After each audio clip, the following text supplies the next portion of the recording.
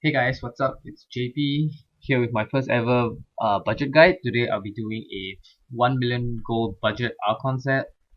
So some of the minimal stats that we're gonna want to go through here. Um, 450 all res with glass cannon, 30k life, 70k damage, so they can one shot most white mobs. Movement speed of 24 for efficiency, lifesteal for reflect damage packs, and optionally we could get pickup radius. Pickup radius is really cheap on rare belts, so that's what we'll be going for today. Some of the legendaries that we'll try to be getting will be the Mempo of Twilight, Tyrael's Might, Lacuni Prowlers, or the inner Temperance, either one, and a Triumvirate. So needless to say, we'll be going one hand and off hand just so that I can get more damage and crit chance. It's a lot easier to get that with a one hand and off hand. Two-hander will probably give you more crit damage, but without the crit chance, it's probably not going to be worth it. So at the end of today's video, we will be having a weekly item giveaway. Most of these items, I found some of them.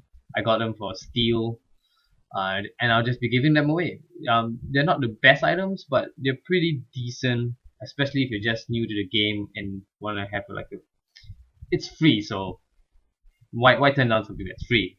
So all you gotta do is just leave a comment below with the name of the item that you want, and I will drop you a message if you are the winner, which I will announce hopefully next week. I'm not too sure if I'll be free to make another video, but I will do my best to do that. Yeah, so without any further ado, I guess we're gonna jump right into this in a bit. We're gonna want to look for a one-hander weapon, obviously. For this budget, it might be a little hard to get crit damage, but it's not too big of a deal. Just set about 20% of your budget. You could do less, you could do more, it's up to you. I wouldn't do any less though. So here we go, one-handed weapon, 20% budget. I find an Echoing Fury with life percent, or with vitality rather, not too bad, pretty cheap. Next I'm going for the Triumvirate, find one with pretty high average damage, pretty high int, that's what I go for. Yeah, not too bad, nothing too fancy though.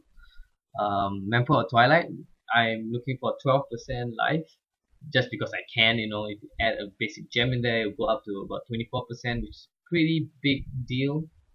So yeah, there I go with one. It did have a little bit extra resistance to poison, I believe, so that's what I went for. Next is Lacuni Prowlers. So for this Lacuni Prowlers, I actually managed to find some with fight, which is going for pretty cheap prices nowadays. It's quite silly actually if you ask me.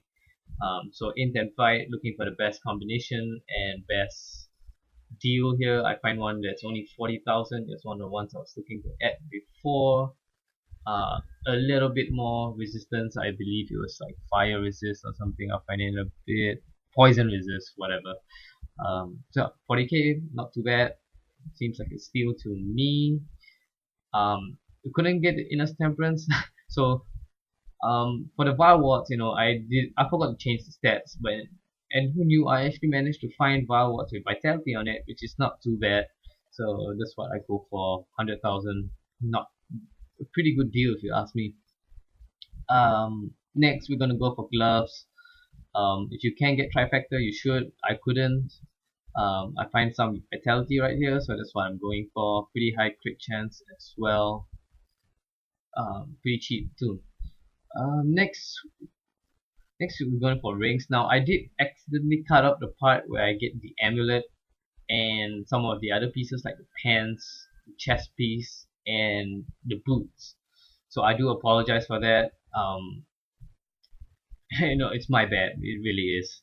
So yeah, for the rings, here we go. Gonna look for crit chance, crit damage. I find one there, 4.5 crit chance, pretty high int. Second ring, we're gonna look for about the same. It's not a big deal if you can't find a similar one. I did somehow manage to find one, so that's not too bad.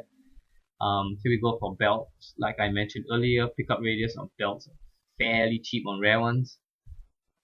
And I did manage to find some with int and fight here. I did try to get higher ins because I did meet most of my stats that I was aiming for. So here we go, final.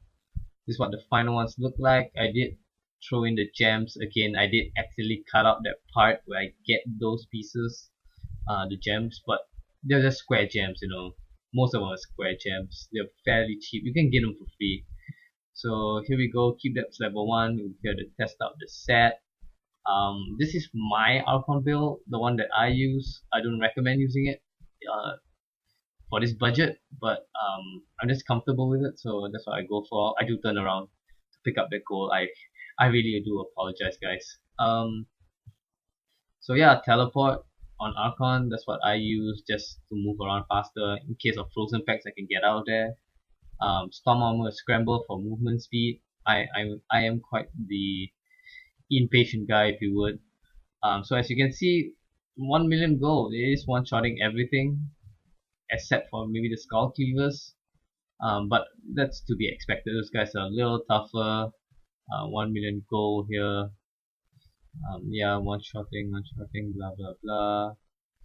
Not too hard here. Now, my follower doesn't have any items on her, so she's not really contributing too much damage. Maybe like 6 or 8 damage. It's not a big deal.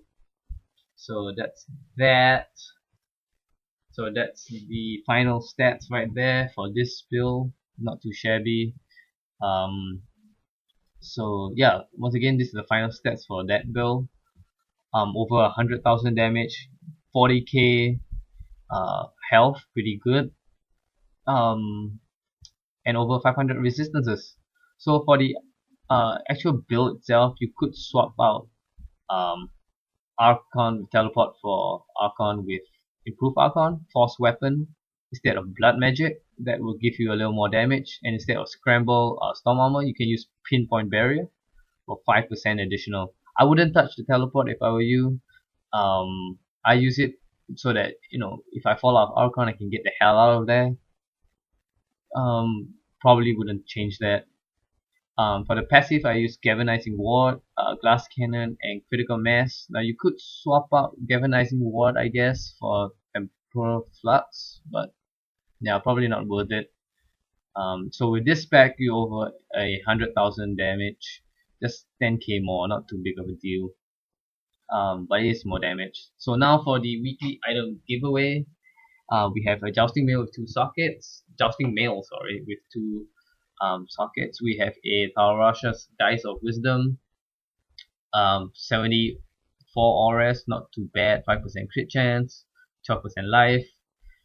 We have an Andariel's Visage, which is the alternative helm we could go for instead of Mempo for this build.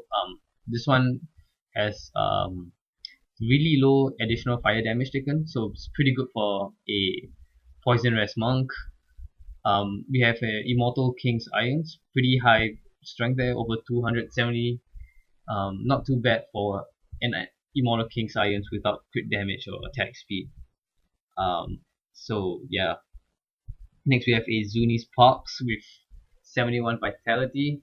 Now this is not the best Zuni's Pox, but you know, it's definitely a good place to start. Lastly, we have a Natalis Reflection with over 120 dexterity and bonus armor, so a little tankier there, not too bad. So that's all I have for you guys today. Remember to like this video, hit that subscribe button, and leave a comment on what you want to win. And I'll see you guys next time. JP signing out. Peace out, guys.